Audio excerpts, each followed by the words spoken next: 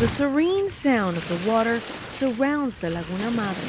The Queen Isabel Causeway stands high above the water.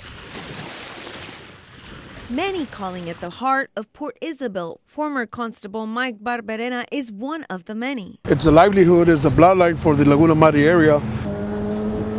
The causeway is the main contributor to the economy.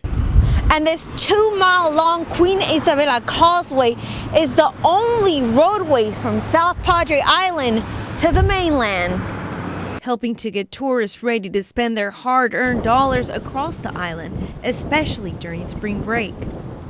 Things haven't always been this pretty for the causeway. Just recently, a suicide left its mark on the bridge.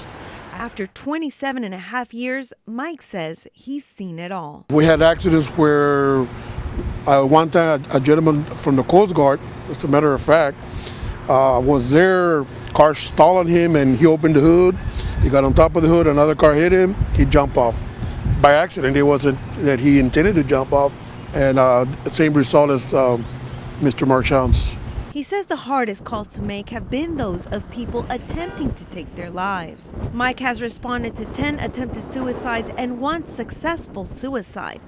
The one in February is the second successful suicide he's heard about. Some of these people that I've seen, not only in the bridges, right, but in other places, they have a moment of weakness, and they're not brave because they jumped or they did what they did.